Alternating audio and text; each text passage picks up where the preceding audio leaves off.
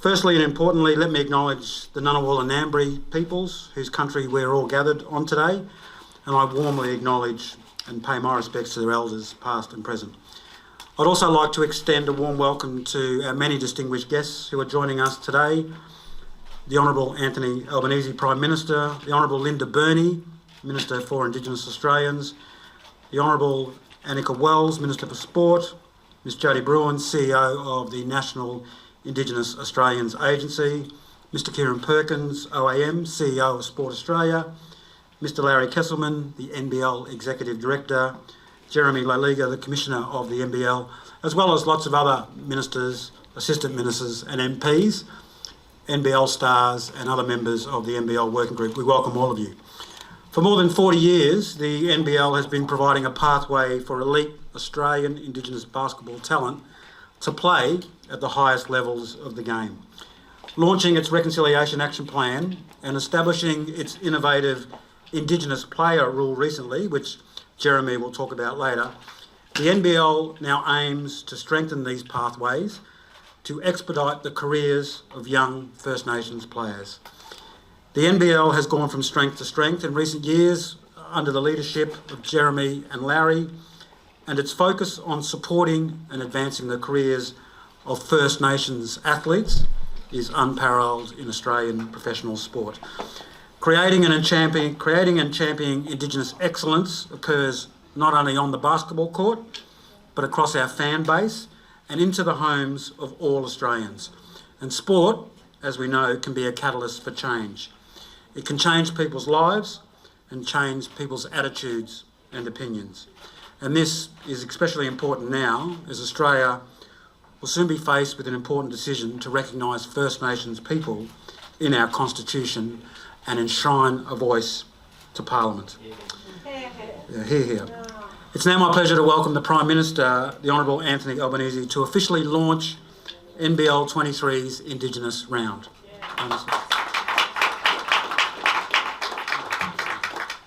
Well, thank you so much. I begin by acknowledging the traditional owners of the land on which we meet. I pay my respect to their elders, past, present and emerging, and on behalf of the government that I'm proud to lead, I recommit to the implementation of the Uluru Statement from the Heart in full, including a constitutionally enshrined voice to this Parliament. Can I acknowledge my ministerial colleagues who are here, Linda Burney, the Minister for Indigenous Affairs, Annika Wells, the Minister for Sport, particular acknowledgement to Oshie and Dash sitting there, great sports people of the future, I have no doubt. I see Matt Keogh and Tim Watts and Jed Carney and lots of other ministers who are here. So I'll, at the risk of missing someone, I'll just say parliamentarians one and all, thank you for attending. Josh Burns, thank you for attending. Some of whom are here, of course, because they are just complete basketball tragics. And there are games held on the court down here. And Aaron was telling us that there was a bit of coaching went on down there today, and they need it. Let me say that. So thank you for your assistance. To all of our distinguished guests, welcome to Parliament House. Thank you for being here and giving us the opportunity to be part of launching the NBL's Indigenous round for this season. Indigenous round celebrates the extraordinary contribution that Aboriginal and Torres Strait Islander people make to basketball in Australia and to the sporting life of our nation. From trailblazers like Nate Jawai, icons like Paddy Mills and future stars like William Hickey. Indigenous round also sends a powerful message to the next generation of young Australians dreaming of playing NBL. To First Nations kids practicing their free throws at school, playing half court at the local park, or getting excited for their first game at the local PCYC or sporting centre, there is a place for you at the highest level.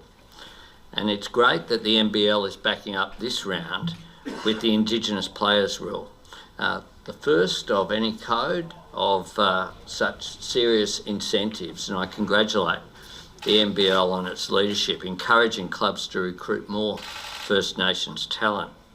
And I did want to take this opportunity to say a few words about the Uluru Statement from the Heart, particularly given there's been a bit of a debate again in the last couple of days. The Uluru Statement from the Heart is a hand outstretched.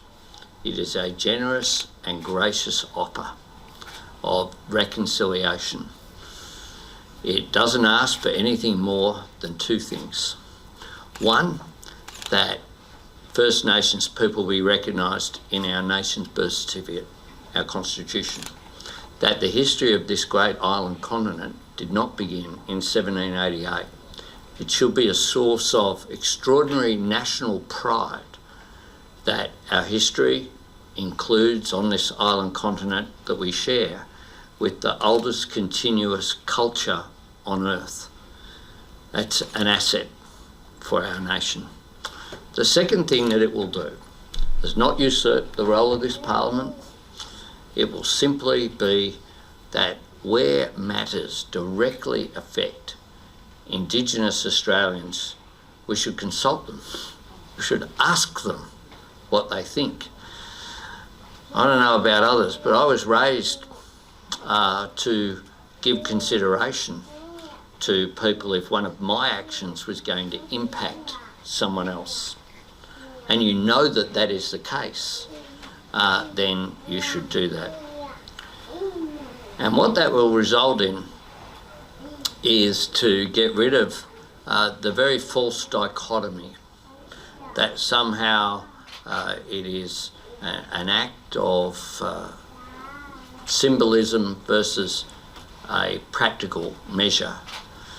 The truth is that our experience knows that when people who are directly affected are consulted and have a sense of ownership over the solution, they will be more engaged. So the solutions to close the gap on education, on health, on housing, on life expectancy, on incarceration rates, on all of those measures where there is a gap between Indigenous and non-Indigenous Australians will be closed. Unless you engage with people directly impacted, you will continue to have what we have had, which is with some of the best will in the world, we haven't achieved the outcomes that we would like. And we know that on issues like park rangers, on justice reinvestment, when Indigenous people are directly involved, you get better practical outcomes. That is why the Uluru Statement from the Voice is so important. Now, in the same spirit of celebration as the Indigenous round, that is what the Uluru Statement from the Heart and its adoption will be. Imagine being able to celebrate. Imagine being able to celebrate our country coming together in that way. People will get the opportunity to have their say, each and every Australian, with one vote in the next financial year. And I guarantee that there are tens of thousands of people who will be voting in that referendum who will spend more time watching the NBL next year than they do watching Question Time. And that's probably a very healthy thing for them. So your engagement, your advocacy, your leadership on this question will carry a lot of weight around this nation. Referendums are hard to win. There's no certainty of success. In fact, the history of this country shows that it is less likely. But if you don't walk out on the court, you're certain to lose. And if you don't take the shot, you don't score. We're going to take the shot next year, in the next financial year, and together with your help and your support, we'll nail it. We'll nail it, and the country will cheer as if it was a three-pointer taken in the last second of the game when we were 2 points behind.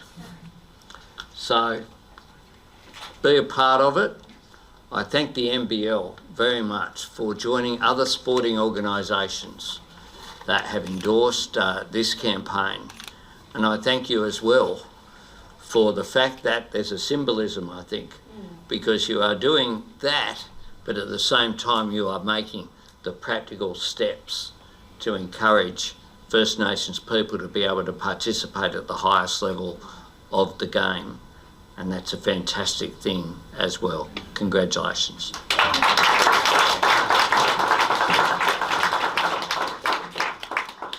Thank you, Prime Minister. It's now my pleasure to invite the Honourable Linda Burney, Minister for Indigenous Australians, to say a few words.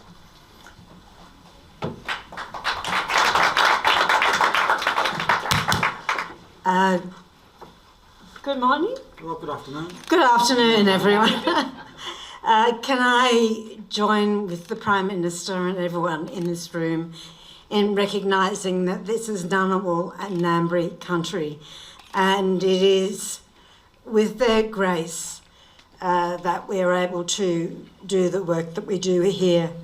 Can I also extend my respect to all First Nations people here today, and particularly recognise my colleagues, the Prime Minister, Anthony Albanese. He looks very short standing next to that gentleman. But he's not. Can I also recognise the Treasurer, Jim Chalmers, and Annika Wells, the Minister for Sport, and her beautiful boys there. There are many other politicians here. I won't go through the list, but I recognise all of you, one and all. Can I say particularly a thank you to the NBL for this initiative? It says an enormous amount to the country and an enormous amount to First Nations people. It shows that you recognise, it shows that you support, it shows that you're welcoming, and it shows that the acceptance of not only having this round, but the recruitment that you talk about really does mean something very special and sends an enormous message to First Nations communities across this country.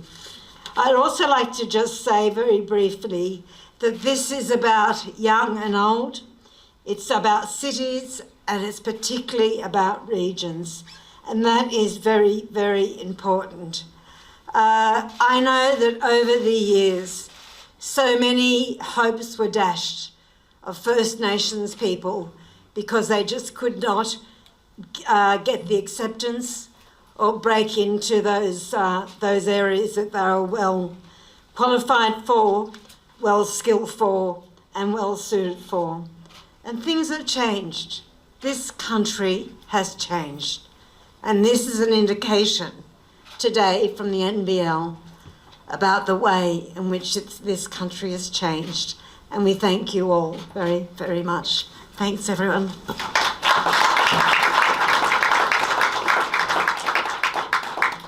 Thank you, Minister Burney. Our next speaker this afternoon has led the enormous amount of work which now sees the NBL considered one of the best leagues in the world outside, of course, of the NBA. Under his leadership, there have been 7 years of consecutive growth of both audiences and attendances, with our games being shown all over the world for the first time in the 43-year history of the competition. Just imagine that. Our games are now seen by everyone around the world. Please welcome the NBL Commissioner, Jeremy Loeliger. Good afternoon, everyone. Thank you to you all for joining us to mark one of the most significant moments, not just in this NBL season, but in each NBL season. Allow me to start by also acknowledging the traditional owners of the land on which we're gathered here today, the Ngunnawal and the Ngambri people. Pay my respects to their elders, past, present and emerging. Thank you, Prime Minister, for your remarks. Minister Burney, for your kind remarks. Treasurer Chalmers, I did see you earlier. Thank you for your ongoing support and for your time here today. Minister Wells, and the many other ministers and members of Parliament who are here today. We're very grateful for your time and we're very grateful for your ongoing support. A warm welcome also to those members of the NBL's Reconciliation Action Plan Working Group who are able to join us here today. Your efforts are very much appreciated. And of course, to our NBL player representatives, William Davo Hickey from the Illawarra Hawks and Aaron Baines from the Brisbane Bullets. Once again, thank you for taking the time out of your season. I can't think of a more appropriate place to be launching the NBL's 2023 Indigenous round than here at Australia's Parliament House. As Australia's longest continuous national professional sporting league, operating for more than 43 years, the NBL is now proudly recognised as the world's second best domestic basketball league after the NBA. And a key part of that success has been our firm and ongoing stance in support of inclusion and diversity, because we firmly believe that basketball is, and importantly always has been, a game for everyone. We as a league, though, continue to strive to be a meaningful participant and advocate in the ongoing dialogue of national reconciliation and supporting a voice for Indigenous Australians. We are making a concerted effort to ensure that our current and former First Nations players, coaches and administrators are duly recognised for their enormous contribution both to the sport and to our league, and that up and coming First Nations players are given every opportunity to live their dreams and walk in the footsteps of their heroes. Every year at Indigenous Round, we invite artists local to each NBL club and market to paint a custom jersey for our players to wear. And each year we and our players, and importantly our fans, learn more about their connection to the lands on which we gather and play around this country. Last season, we very proudly and prominently displayed the Aboriginal and Torres Strait Islander flags on all of our courts, with recent reforms allowing us to do so for the first time and to great success. But perhaps one of the most important innovations to stem from our adoption of our Reconciliation Action Plan is our Indigenous player rule that you've heard a little bit about already today. And it provides direct pathways for Australia's elite First Nations players to establishing themselves as professional athletes here in Australia. We're very proud to be the first professional sporting league in Australia to introduce direct financial incentives to our clubs to proactively identify and recruit the best First Nations talent to their playing rosters. And importantly, in order to attract those financial incentives, clubs must also provide cultural awareness training to all of their employees, ensuring a safe and nurturing workplace for everyone. The NBL will always support emerging First Nations basketball talent. And it's a pleasure to be joined here today by Carlin Briggs, who is from the Global Academy right here at the Australian Institute of Sport in Canberra. Carlin, the NBL is right behind you in achieving your dreams to follow in the steps of Davo. We're confident that we'll see you on the world's biggest stage in the fullness of time, and we just look forward to you pulling on an NBL uniform on the way there. Thank you all for lending your support to the NBL 2023 Indigenous Round, and in turn I offer our support for an Indigenous voice as Australia faces the important decision to represent First Nations people in the Constitution for the first time. I'd now like to invite NBL Executive Director and owner Larry Kesselman to present a Sydney Kings Indigenous Round jersey to the Prime Minister, painted by Stuart James, a proud Wiradjuri man. And Minister Burney, I have one here for you also.